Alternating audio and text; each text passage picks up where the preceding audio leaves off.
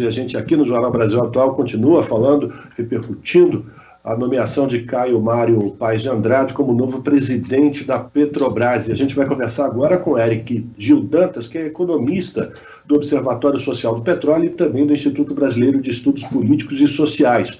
Bom dia, Eric. Qual é a sua avaliação da nomeação do Caio Mário para a presidência da Petrobras, esse mandato que se estende até o mês de abril de 2023, portanto, entrando no novo mandato do novo presidente da República? Como é que você avalia essa indicação que fez valer a vontade de Bolsonaro, né? Bom dia. Bem, bom dia, Rafael. Bom dia a todas e todos. É sempre um prazer estar aqui na Rede Brasil Atual. Bem, eu acho que a questão do Caio Paes ela significa algo muito diferente do que está sendo colocado na mídia, né? Na verdade, a indicação do Caio Paes é um avanço do poder do Paulo Guedes na Petrobras, no Ministério de Minas e Energia, já tinha conseguido emplacar o Sachida no Ministério de Minas e Energia, agora o Caio Paes na Petrobras. E nada tem a ver com intervenção. Tanto que é difícil acreditar que o Paulo Guedes agora quer uma política intervencionista, que os acionistas ganhem menos dinheiro, né? Seria algo totalmente contrário ao histórico do Paulo Guedes. E não vai acontecer.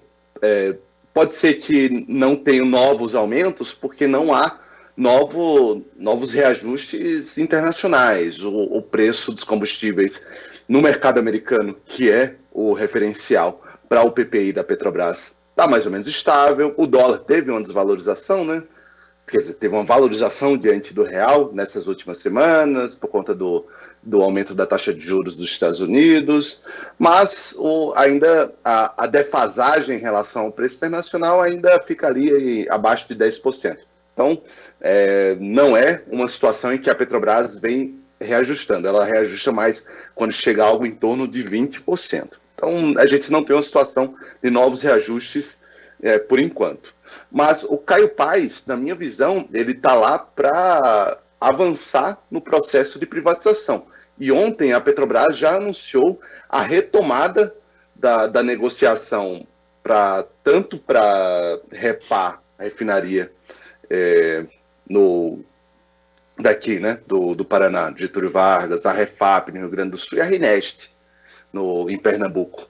Então mostra muito bem qual que é o papel do Caio Paes, que representa o Paulo Guedes na Petrobras. É continuar a venda, a privatização da Petrobras, e isso nada tem a ver com segurar preço, né? Na verdade, a consequência lógica, e a gente já viu na Bahia, né, com a venda da RLAM, que agora é Mataripe, a consequência lógica disso é aumentar os preços. Então, se eles forem felizes nos seus objetivos, a gente são preços ainda maiores para gasolina, para diesel, para GLP, não um represamento de preços. Pois é, Eric, a FUP ontem já enviou uma nota classificando como ilegal a aprovação do nome de Caio para presidente da Petrobras. Como é que você avalia essa possibilidade de juridicamente ser barrada essa indicação do Bolsonaro à participação do Caio Mário Paes de Andrade como presidente da empresa? De fato, ele não tem os requisitos colocados pela lei das estatais, né? Porque ele não tem formação, ele não tem atuação na área, ele não tem nada. Mas o Joaquim, o Silvio Luna também não tinha, né? Ele não tinha os requisitos necessários. É muito uma questão política também, de como o comitê lá de pessoal, como os minoritários veem. E eles veem uma possibilidade de um privatista na presidência, tem muitos acordos com os minoritários, né? Então eles têm uma confiança no Caio Paes, apesar dos jornais parecerem que é uma verdadeira guerra, né? O Bolsonaro, ele de fato elegeu a Petrobras como uma inimiga, um bode expiatório, né, nas últimas semanas, mas nada tem a ver com fortalecê-la como estatal, né? Na verdade, o que o Sachida do Ministério de Minas e Energia falou foi que esse aumento, essa crise, ela beneficia o projeto de privatização da Petrobras, e não o contrário. Eles veem porque o que que eles, qual o plano, né? Qual a estratégia? Quanto mais desgastado, pelo menos da ala Paulo Guedes, o Bolsonaro provavelmente ele está mais preocupado em preservar a sua imagem para a reeleição, né? Mas a ala do Paulo Guedes vê nisso uma oportunidade de alguma forma avançar o processo de privatização da Petrobras. A gente tem aí mais ou menos, acho que 2 jogos sendo tocados, né? Enquanto o Bolsonaro pensa em uma forma de jogar a culpa nos outros, Petrobras bode expiatória, eu não tenho nada a ver com isso. A ala Paulo Guedes, com Caio Paes, com Sachida, em conluio com o Centrão, do Arthur Lira, vem uma oportunidade de alguma forma, conseguir colocar para frente a privatização da Petrobras. Eles retomaram agora essa venda das refinarias, mas o sonho maior deles é conseguir vender a Petrobras como um todo, né? Fazer a venda total. Então, eu vejo que a nomeação do Caio Paes, ele é um avanço nesse sentido. Agora, Eric, a gente está há poucos meses das eleições de outubro. O Bolsonaro é muito distante do ex-presidente Lula nas intenções de voto. Você acha que existe tempo hábil para Paulo Guedes e sua equipe colocarem na bacia das almas essas refinarias e avançar nesse processo de privatização da Petrobras, de fatiar ainda mais a Petrobras? Eu acho que as refinarias pode ser, porque é um processo mais rápido, né? E não tem nenhum impeditivo por questões eleitorais. Há o da Petrobras, né? Tanto que essa é a tática que vem sendo aplicada. Se é difícil vender a Petrobras como toda, a gente vai vender nas fatias, porque aí não tem restrições. A gente vende subsidiárias, a gente vende pedaços, poços, ativos em geral da Petrobras, e isso não tem impeditivo, isso não tem nada a ver com a lei eleitoral. Então eu acho que as refinarias é o maior perigo. Eu não consigo enxergar uma forma de conseguir vender a Petrobras em tempo hábil, né? Apesar de que eles querem criar algum fato para conseguir colocar isso para frente. Mas precisaria de uma reviravolta muito grande, né? Mas ativo sim. Inclusive eu acho que é importante a gente fazer muito o trabalho de base de explicar o que é a venda das refinarias, né? Nós do Observatório Social da Petrobras, do petróleo, na verdade, Petrobras a gente não pode, que a gente foi processado pela empresa. Do petróleo a gente fez, inclusive, simulações de quanto que seria o preço da gasolina, do diesel, caso as outras refinarias fossem, já tivessem sido privatizadas, né? Que é o plano da Petrobras, da direção da Petrobras, na verdade, é a venda de metade do parque de refino. Todas as refinarias que não Rio e São Paulo. E baseado no comportamento da Acelen, Mataripe, na Bahia, a gente fez essa simulação. Então, em todos os estados, a gasolina e o diesel seriam ainda mais caros, né? Se fossem privados. Então, acho que as pessoas têm que ter... As pessoas têm, na verdade, isso em mente, né? Por isso que a privatização da Petrobras sempre é muito rejeitada. Na semana passada saiu nessa semana, né? Mais um Poder Data sobre o tema. Então, as pessoas são contra mesmo. Porque sabem aumentar o preço. Eric, você diz então desse estudo, dá para a gente passar para os nossos ouvintes, nossos espectadores, nossos internautas e internautas que acompanham o Jornal Brasil Atual, qual seria esse volume, esse aumento no custo desses combustíveis, caso tivesse completo esse plano de entrega das refinarias do Paulo Guedes? Sim.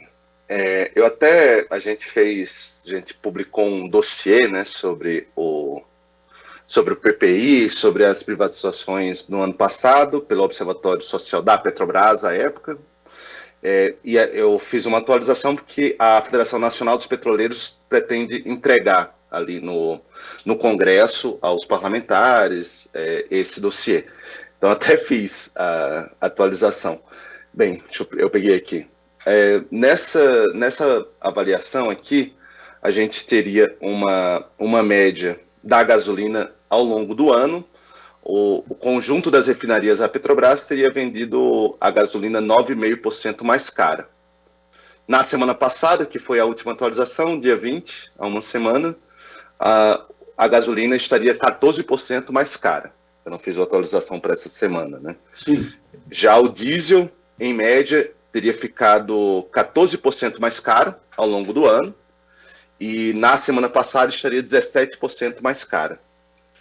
Porque, por alguns fatores, né? Primeiro, existe um monopólio regional, as refinarias da Petrobras, elas não foram pensadas para competir entre si. Então, se você tem a REMA em Manaus e a RNEST em Pernambuco, elas não competem entre si.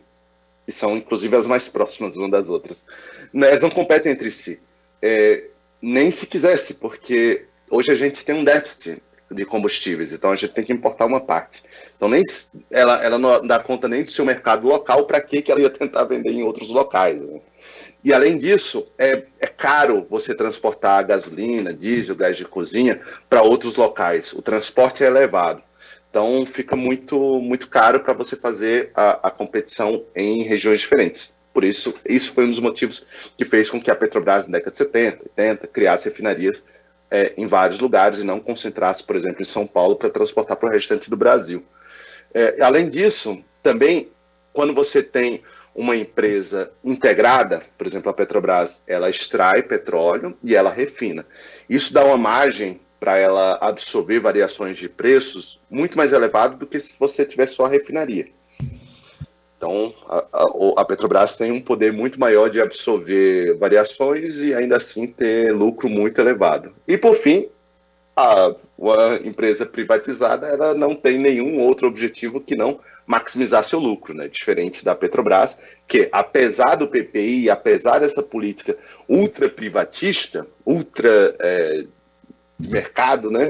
Ela ainda vende combustíveis um pouco abaixo do PPI, diferente da Selem na Bahia, que muitas vezes, inclusive, vende mais caro do que o PPI, do que o preço internacional acrescido, o custo de internalização. Então, não é nem uma questão de vontade da Selem. Então, há questões estruturais que fazem com que não possa ser de outra forma. Então, necessariamente, privatizar refinarias faz com que os preços dos combustíveis sejam mais caros. E, pela nossa projeção, a gasolina teria sido aí, ao longo do ano, 9,5% mais cara e o diesel 14% mais caro. A gente está conversando com o Eric Gil Dantas, que é economista do Observatório Social do Petróleo, antes do Observatório Social da Petrobras, não foi proibido de usar o nome da empresa, e também no Instituto Brasileiro de Estudos Políticos e Sociais. Eric, quando você fala dessa cadeia de produção dos combustíveis, é a isso que se refere o ex-presidente Lula quando ele diz de abrasileirar os preços dos combustíveis? O abrasileiramento dos custos na verdade, colocar como qualquer outra empresa, né? Quando você produz um celular, você pega, coloca os custos da sua produção e isso acrescenta um lucro, né? Uma margem de lucro. Hoje, o que é o PPI? O preço de paridade de importação, que é a atual política de preços da Petrobras. Ela pega a gasolina, o diesel, o GLP, mas também querosene de aviação, asfalto, e determina que o preço que vai ser cobrado na refinaria seria o mesmo caso ela estivesse importando da costa do Golfo do México, nos Estados Unidos, acrescido quanto que custaria para trazer do Golfo do México até o Brasil, inclusive pagando um imposto da Marinha brasileira, o custo de passar pelo porto e o custo do transporte. Por exemplo, se for a refinaria de Betim, em Minas Gerais, seria o custo de transportar, por exemplo, do Porto de Santos até Betim, né, na região metropolitana de Belo Horizonte. E tudo isso seria o preço. Mas como a gente produz combustível, a maior parte do combustível no Brasil, a gasolina aí a gente importa algo de 5% e 6%, o diesel está entre 25% e 30%, a depender do mês de importação. A proposta do Lula, a proposta também de outros candidatos, de outros partidos também, como o PDT, o PSOL, é que a Petrobras passe a cobrar em base aos seus custos nacionais, e não essa simulação de importação que inverte a lógica, né? Se a gente importa... A gente importou em 2021, por exemplo, 16% de todos os combustíveis líquidos do país. Etanol, diesel e gasolina. Mas a gente finge que é 100% de importação, né? Então, a ideia é que não seja isso. A gente pode acrescentar como custo a importação de 6% da gasolina, de 27% do diesel, 30% do diesel, e colocar isso como um custo de produção, né? Que era como mais ou menos a Petrobras fazia até 2016. Pois é, Eric, isso que você está dizendo coloca e explicita mais uma vez que o grande interesse é gerar lucro para o capital privado, para aqueles que são os acionistas da Petrobras fora do país, né? Não levando em conta a importância estratégica da matriz energética dessa empresa, inclusive como indutora do crescimento em várias áreas, né, Eric? Que foi tudo destruído a partir da Lava Jato, né? A gente agora tem uma política estritamente de pagamento de dividendos, né? É importante fazer um exercício aqui de que em 2020, se em 2021 a gente teve 106 bilhões de lucro, a gente não mudou basicamente nada de custo de produção, a Petrobras. Agora, com preços 30%, 40% superiores, o lucro deve ficar aí entre 150 e 200 bilhões de reais. E a Petrobras, nos últimos anos, vem distribuindo quase todo o lucro como dividendos, que é uma coisa que nenhuma empresa faz, porque uma empresa normal, que não quer só extrair o lucro e daqui a médio prazo que se vire, que se destrua, você pega isso e reinveste, né? A Petrobras até acho que tem a ver com a proximidade das eleições, né? Eles percebem que podem ter uma chance imensa de perder as eleições e tem que extrair o máximo possível de dinheiro da Petrobras, saquear o máximo possível para enriquecê-los e depois perder essa boquinha, né? Mas vai ter um lucro muito maior. E isso também impacta em investimentos. A Petrobras caiu drasticamente nos últimos anos o seu nível de investimento, porque ao invés de investir, ela prefere distribuir dividendos. Sai também de vários setores importantes, como biocombustíveis, como etanol, como geração eólica, solar, refinarias. Por exemplo, depois da Lava Jato, eles não terminaram de construir o segundo trem da RNEST, de Abreu e Lima, que seriam 2 trens, que seriam 2 partes da refinaria.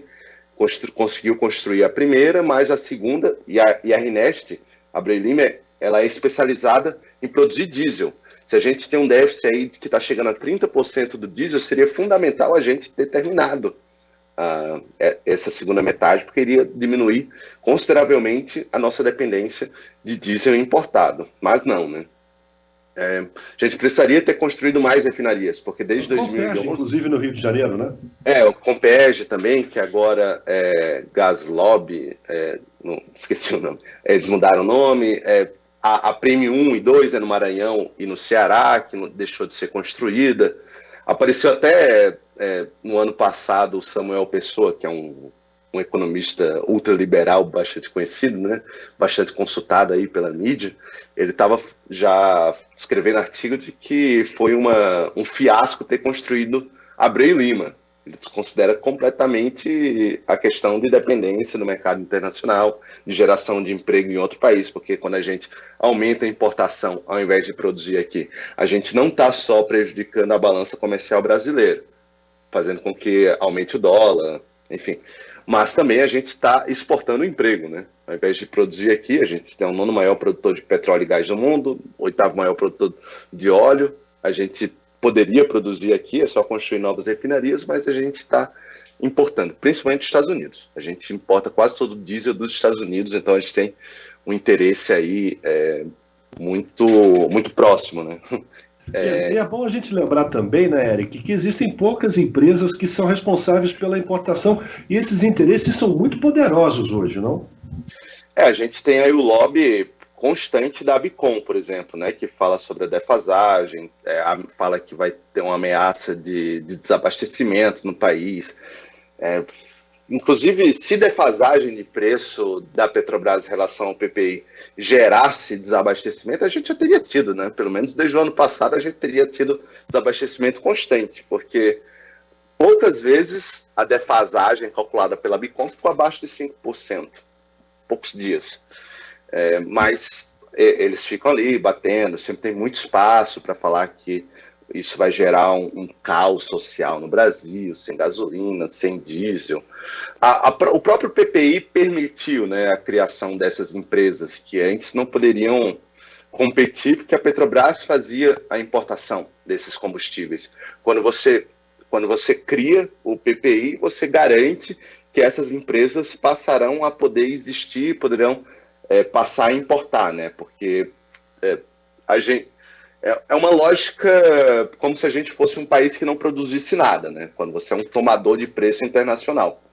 Então, o importador, de fato, precisa de um PPI para ele existir. A Petrobras não, porque a Petrobras produz a maior parte dos combustíveis. Então, o lobby começa na criação do PPI e ele é constante para que a Petrobras continue cobrando preços internacionais, diminua a importação, diminua a sua participação e, com a venda das refinarias, perca qualquer nível de coordenação, né? Porque é importante lembrar que a venda de refinarias é um desastre econômico maior do que a venda de outros ativos da Petrobras, porque a gente aí perde totalmente qualquer instrumento de política de combustíveis no país. Não, a gente não vai ter nenhuma outra forma de fazer com que a gasolina não seja mais cara. Porque se a gente for seguir o PPI, é isso aí, né? A gasolina, agora, segundo os cálculos da Bicom, eu até abri aqui para ver o último número, estaria a gasolina 82 centavos mais caro e o diesel 95 centavos mais caro. Então, uma coisa que já é o caos, que a gasolina e o diesel mais caros da história do Brasil, seriam ainda pior, né? Então, se a gente vender as refinarias, se a Petrobras conseguir vender metade de parte de refino, acabou qualquer coordenação. E a gente vai ficar aí condenados a pagar, no mínimo, o preço internacional acrescido a esses custos de importação. A gente está conversando com o Eric Gil Dantas, economista do Observatório Social do Petróleo. Eric, o ex-presidente Lula, franco favorito para vencer as eleições de outubro.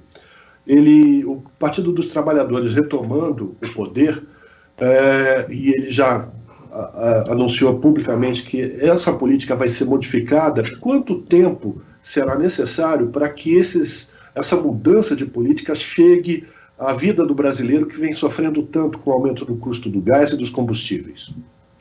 Bem, espero que o Lula modifique a política de preços da Petrobras, é a proposta que ele vem colocando, né? É algo praticamente instantâneo, né? É só a gente pensar quando a Petrobras aumenta o preço, qual é a velocidade que chega aos postos, né?